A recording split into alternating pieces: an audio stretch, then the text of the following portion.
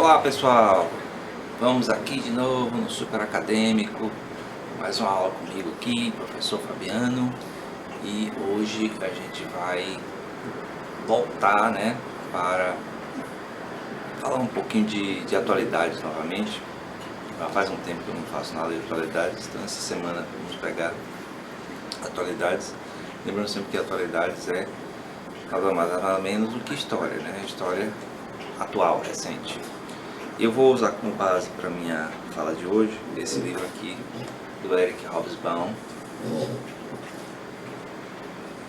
Globalização, Democracia e Terrorismo.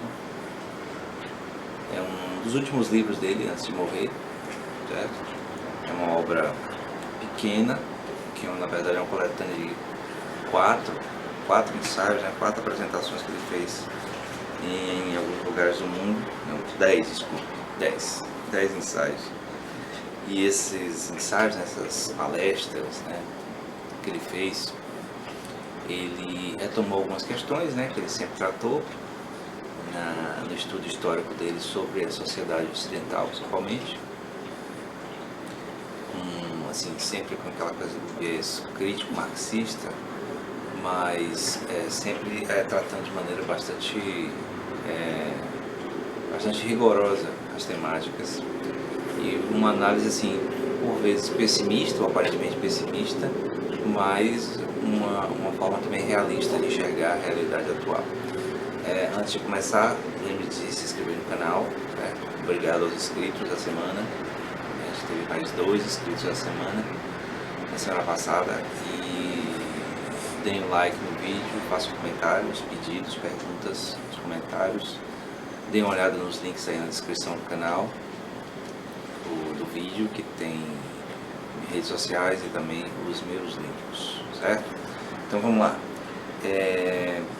Como eu já falei de uma vez que eu falei do Hobsbawm, da sua obra Era dos Extremos, ele foi um historiador inglês egípcio, e ele sempre foi muito cuidadoso e minucioso com a análise histórica que ele fazia, sempre deixando claro o viés marxista dele. Então ele nunca escondeu, ele sempre admitiu esse viés, mas isso não é de fato um demérito, muito mais um reconhecimento de uma linha filosófica, e que ao ter essa linha filosófica como base, ele olhava para o mundo e para a história de uma maneira específica, como na verdade todo o pesquisador tem, desde Max Weber, que sempre colocou bem claro que não tem ciência que seja isenta, que seja isenta de posicionamento de quem pesquisa. Então a subjetividade do pesquisador vai sempre aparecer. No caso do Hobsbawm, além da história de vida dele, o viés dele marxista acabava pegando e direcionando o modo como ele via a sociedade ocidental, a sociedade capitalista. Mas de qualquer jeito, ele fazia análise histórica bastante minuciosa, bastante cuidadosa. E nesse livro aqui, Globalização, Democracia e Terrorismo, ele vai analisar o que? Os 10, mais ou menos, primeiros anos do século XXI. Era dos Extremos, ele escreveu fechando o que ele chama de curto século XX, encerrando o ciclo do século XX com a queda do Muro de Berlim em 1989. Então é interessante que depois do Era dos Extremos, no final de Era dos Extremos, ele coloca um posicionamento em que ele duvida de que haja uma espécie de futuro brilhante, pelo menos a curto prazo, para a humanidade, devido aos problemas gerados, inclusive pela própria queda do Muro de Berlim, enfim, da Guerra Fria entre Estados Unidos e União Soviética. Porque o que acabou de fato acontecendo criou um monte de lacunas ideológicas que gerou novas formas de expressão violenta, como os fundamentalismos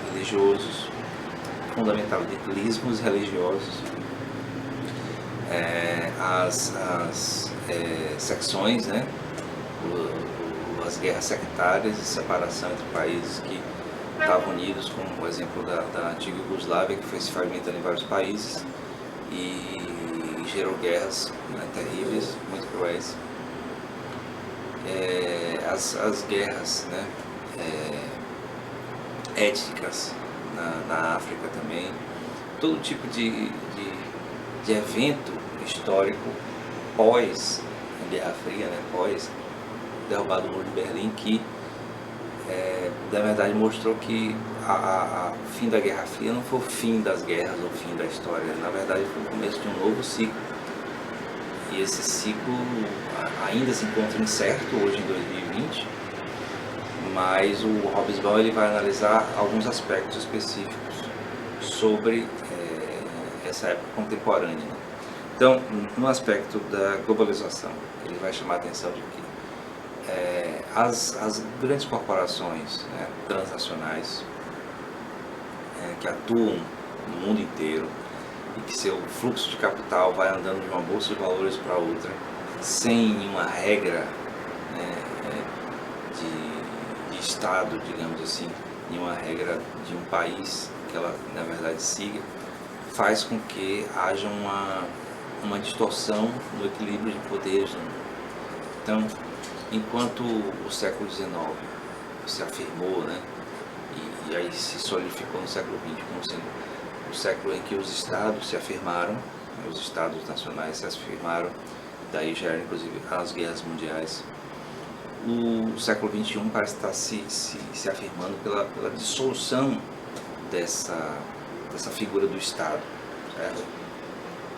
Não no sentido de desaparecer, mas no sentido de o Estado ser cada vez menos capaz de atuar, não só na vida social, na vida econômica, mas principalmente nas relações entre os próprios países, justamente por causa desse modelo de economia globalizada em que as corporações, né, elas acabam tendo muito mais poder, muito mais liquidez, muito mais fluidez internacionalmente do que os próprios países, né?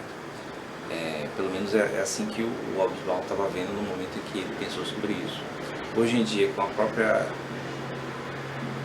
pandemia, né, e ainda as consequências que ainda se vê da crise econômica de 2008, que força esses eventos que vão além do controle do mercado, né, mercado globalizado, capitalista, mostra a necessidade da interferência do Estado nas atividades, certo? Então, só o Estado consegue interferir suficientemente para promover a recuperação econômica de bancos, de empresas, né?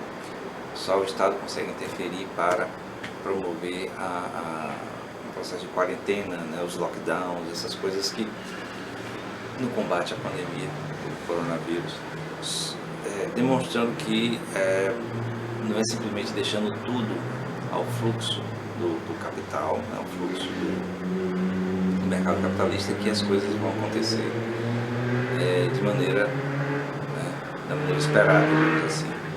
Então, isso vem demonstrando que o Estado, apesar de ter perdido poder e influência na vida, né, na vida econômica dos países por causa desse fluxo globalizante de capitais, né, de empresas e tal, ele ainda tem um papel importante justamente por causa desses eventos que, digamos assim, não interessam ao mercado.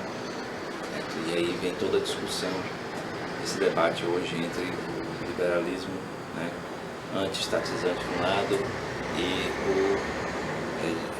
a atuação, digamos, mais de voltada para o bem-estar, né, de interferência do Estado na economia para garantir o equilíbrio das forças, das atividades, né, que sejam necessárias para a manutenção da sociedade. Em relação à democracia, ele vai chamar a atenção, tem vários aspectos, né? Ele chama a atenção sobre a democracia moderna, mas um que é bem interessante, bem chave para entender o posicionamento dele e a crítica que ele faz, como o modelo econômico capitalista interfere nas democracias, é que o modelo democrático existente hoje nos países ditos liberais, né, vincula, submete inevitavelmente o processo democrático, né, centralizado nas eleições, mas tem outros aspectos, submete ao sistema do capital, né, submete ao dinheiro, submete à necessidade de sobrevivência econômica dos entes políticos. Então, no processo eleitoral, por exemplo, as campanhas mais bem-sucedidas são aquelas que têm mais financiamento. Certo? Então, é só ver o modelo norte-americano, né, estadunidense de eleição. Você tem basicamente dois candidatos, apesar de existirem mais, mas são basicamente dois candidatos e dois partidos muito semelhantes, apesar das diferenças. E os financiadores da campanha de um e de outro normalmente são os mesmos indivíduos, as mesmas empresas financiam os dois candidatos, como aqui no Brasil também vinha acontecendo. E aí esses candidatos, quando são eleitos, eles têm que prestar contas aos compromissos firmados com esses financiadores de campanha. Certo? Então, para o ponto de vista do que é a democracia, né, do que é o governo do povo, para o povo, isso é muito problemático, porque se os candidatos que são eleitos, os políticos que são eleitos, são financiados por empresas, por organizações, muitas vezes transnacionais, né, que têm interesses próprios, que podem ir contra os interesses de uma população mais ampla, né? Então, na verdade, o ente político eleito democraticamente, ele está a serviço daquela organização, né, daquela corporação, e não a serviço do povo. Certo? Então isso cria um problema muito sério de ser resolvido, muito difícil de ser resolvido dentro da democracia, das democracias contemporâneas. Né? Que por mais que haja a possibilidade da ascensão de líderes populares, né, de líderes que respondam mais aos anseios do povo, ou da maioria da população, a submissão do sistema ao dinheiro, né, ao financiamento, causa essa distorção.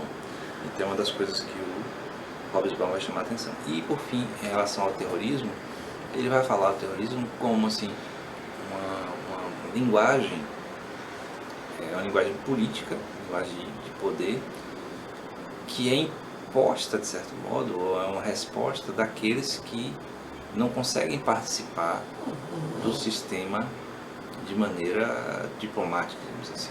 Certo? Então, normalmente há o terrorismo, há o terror, há a violência, há a guerra, quando a política para de funcionar.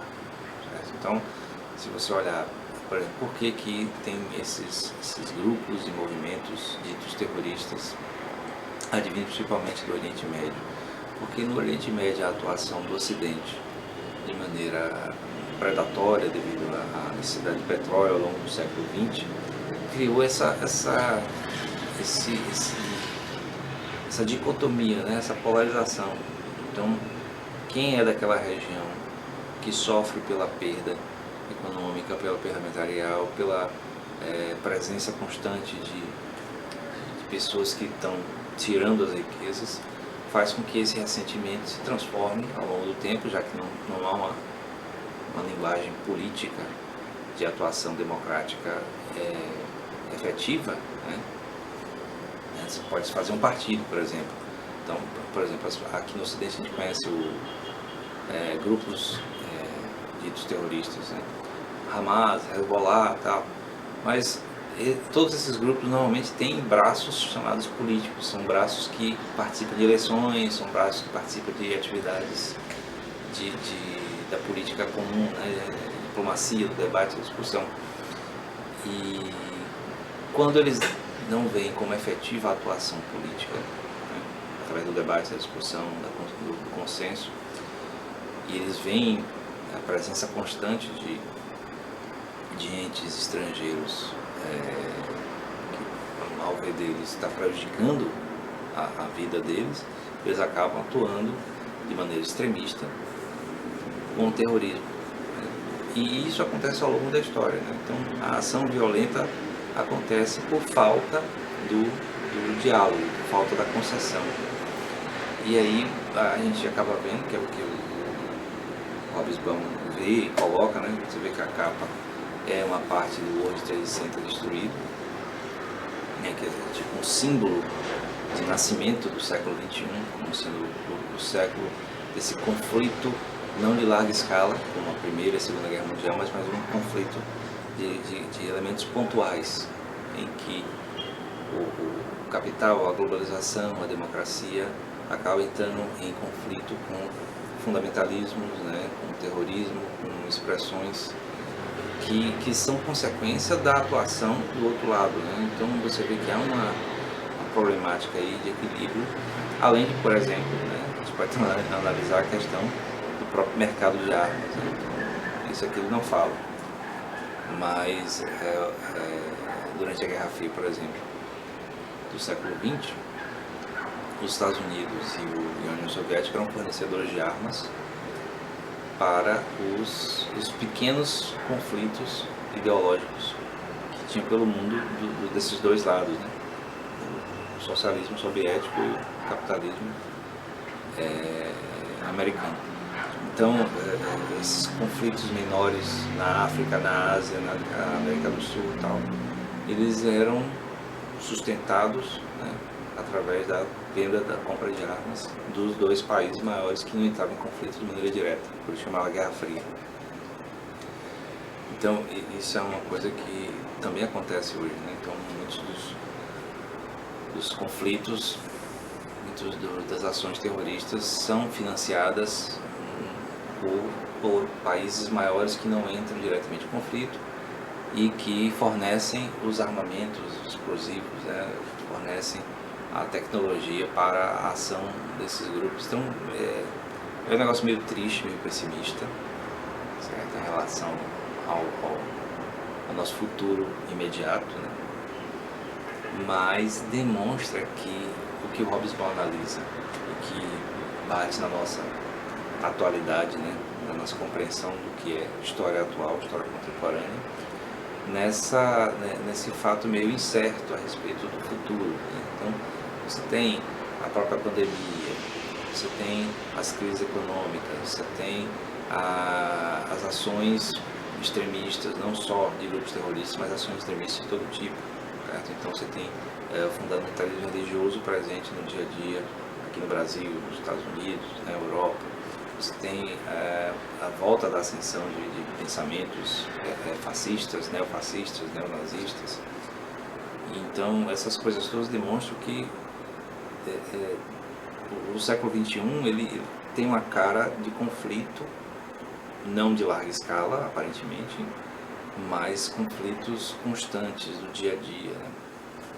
E aí, bom, dava uma noção bem interessante, apesar de pessimista, do que é a história atual, certo? Desse momento atual. Então, é isso, né? Sumarizando um pouco o que o Hobsbawm fala nesse livro, acho que foi o último dele, foi um dos últimos. E aí, quem tiver interesse, né, é uma obra interessante para se ler, não é uma obra grande, né, pesada, principalmente porque foi baseada em palestras dele. E, bom, é isso, eu espero que vocês tenham gostado. Não se esqueça de se inscrever no canal, dar o like, comentar, visitar redes sociais e ver meus livros também. Até a próxima semana com mais um vídeo.